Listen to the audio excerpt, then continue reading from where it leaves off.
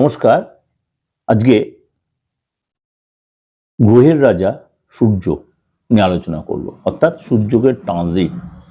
কেন সূর্যকে প্রত্যেক মাসেই তার কিন্তু সিস্টেম অনুযায়ী সে কিন্তু তার ঘর বদলাচ্ছে বা রাশি বদলাচ্ছে বা নক্ষত্রও চেঞ্জ হচ্ছে।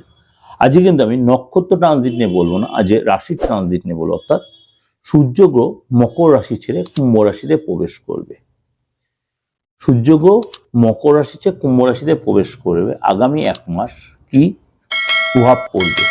এবার সূর্যগ্রহ ট্রানজিট করবে, আপনি বলবেন যে দাদা আপনি তো এর আগে 10 to 10 দিয়েছেন। কোনোটার সাথে কোনোটা গুলিয়ে ফেললে হবে না, কিন্তু ওই ট্রানজিটের প্রোগ্রামগুলো কিছুটা দিয়ে আমাদের যারা অ্যাস্ট্রোলজিটা নিয়ে ঘাটে, অ্যাস্ট্রোলজির প্রতি ইন্টারেস্ট আছে, হবি বা অ্যাস্ট্রোলজি যারা মানে শিখতে চায় তাদের জন্য এগুলো ট্রানজিটগুলো বেশি তাদের কাছে আলোচনা। কারণ আপনি প্রত্যেকের ট্রানজিট ইন্ডিভিজুয়ালি ধরেন, প্রত্যেকের ট্রানজিট আলাদা আলাদা তার এফেক্ট হবে, ভালো হোক মন্দ। কিন্তু আপনি ওভারঅল যখন ওনারা মাসিক রাশি বল সাপ্তাহিক, তখন সবগুলোর ট্রানজিটটাই তার কম্বাইনেশনটা হয়ে সেখানে একটা এফেক্টটা দিচ্ছে। ক্লিয়ার?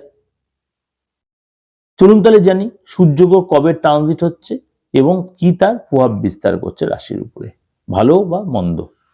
সূর্যগ্রহ ট্রানজিট হবে আপনার, প্রথম কথাই বলি, 13 তারিখ ভোরবেলা, অর্থাৎ 12 তারিখ মিডনাইট, 13 তারিখ ভোর। কখন? অর্থাৎ 13 তারিখ ভোর 4:14 4:14 সকাল 4:14 সূর্যগ্রহ 13 তারিখ মকর রাশি ছেড়ে কুম্ভ রাশিতে প্রবেশ করবে। এর জন্য 12 রাশির ক্ষেত্রেই তার কিন্তু প্রভাব বিস্তার করবে। সূর্য হচ্ছে আত্মার কারক, পিতার কারক, মান সম্মানের কারক, লিডারশিপের কারক, মান প্রতিষ্ঠার কারক। সূর্য গ্রহের জন্য আপনাকে অবশ্যই আপনার চার্টে সূর্যগ্রহ ভালো থাকে, তার জন্য আপনাকে যথেষ্ট পজিটিভ এফেক্ট দেবে। সূর্যগ্রহ একটা রাশিতে যখন দ্বিতীয় রাশিতে যখন, তার জন্য কিন্তু 12 রাশির ক্ষেত্রে এই যে ট্রানজিট যেটা বললাম অবশ্যই তার প্রভাব বিস্তার, সেটা আপনার ক্ষেত্রে অন্যথা নয়। তাই জন্য আজকে জেনে আপনার রাশির ক্ষেত্রে কি প্রভাব দিচ্ছে। মিথুন রাশি, মিথুন রাশির ক্ষেত্রে এই ট্রানজিট বা এই গোচর আপনার জন্য যথেষ্ট শুভ প্রমাণ করবে। আপনার 9th হাউসে সূর্য প্রবেশ করবে। সূর্য আপনার 9th হাউসে প্রবেশ করবে, সুতরাং ভাগ্য, সূর্য এই 9th হাউসটা হচ্ছে আমাদের ধর্মের ঘর, ভাগ্যের ঘর, সফলতার ঘর। 11th হাউসটা সফলতা, 9th হাউসটা আমাদের পিতৃদেবেরও ঘর। সুতরাং এই যে আপনাকে বলছে সূর্য আপনার কিন্তু ধর্মের ঘর এবং আপনার আধ্যাত্মিক জায়গাটা কিন্তু আপনার ডেভেলপ করবে। এই সময় কিন্তু আপনার আটকে থাকা কাজ আপনি অনেকটাই কমপ্লিট করতে পারবেন। এই সময় দীর্ঘ সময় ধরে কোনো কাজ আটকে ছিল তার বেটার রেজাল্ট পাবেন, এবং এই সময় কিন্তু আপনি যথেষ্ট পজিটিভ কোনো খবর পেতে পারেন। অফিসে বা বিজনেসে আপনার আস্তে আস্তে ডেভেলপ আসবে, সেটা আপনার পেপারে আসবে, সিনিয়ররা আপনার সাপোর্ট দেবে। এই সময় কিন্তু আপনার ধার্মিক কাজে বা স্পিরিচুয়াল কাজে আপনার কিন্তু ডেভেলপ আসবে, অর্থাৎ আপনার সেখানে আরো সময় বেশি দেবেন। কোনো মন্দিরে যাবেন, কোনো মসজিদে গিয়ে সময় কাটাবেন, পূজা পাঠ করবেন, কোনো জায়গায় দান ধ্যান করবেন, কোনো ধার্মিক ট্রাভেল করতে পারেন। এই সময় কিন্তু আপনার মানসিক শান্তি আপনি অনেকটা পাবেন, স্ট্রেসটা অনেকটাই কম নিতে হবে। ঘরে আপনার কোনো বড় কোনো কেউ আসতে পারে বা ঘরে কোনো শুভ কাজ হতে পারে। এই সময় কিন্তু আপনার ডিসিপ্লিন মেনটেন করতে হবে।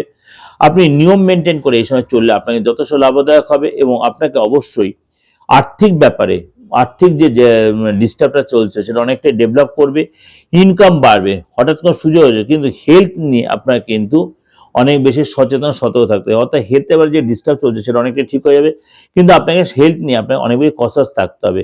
এনার্জি লেভেল ভালো হবে, ছোটো ছোটো ডিস্টার্ব যেগুলো সেগুলো দূর হবে, ছোটো যে ডিস্টার্বগুলো আপনি ফিল করছেন সেগুলো অনেকটাই কেটে যাবে, এবং কিছু সময় আপনি দেখা যাবে কোনো অনেকটাই দীর্ঘদিন ধরে যে আপনার যে বাধা আসছিল, অবস্ট্রাকশন, সেটা অনেকটাই কাটিয়ে উঠতে পারবেন এবং যথেষ্ট আপনি পজিটিভ থাকবেন।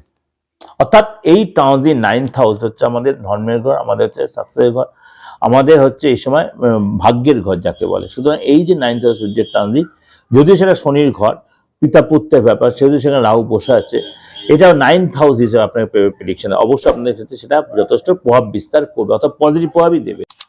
যে এটা আপনাদের ওভার একটা প্রেজেন্টেশন দিলাম, অবশ্যই আপনাদের ভালো লাগবে, অবশ্যই ভালো লাগবে, অবশ্যই মিলবে। ভালো হলে অবশ্যই লাইক করবেন, শেয়ার করবেন এবং বুকিং নাম্বার রয়েছে, যোগাযোগ করতে হয় দেশে বিদেশে যে কোনো প্রান্তে, অবশ্যই আপনি বুকিং নাম্বার ফোন 8910 73325 9433 960106।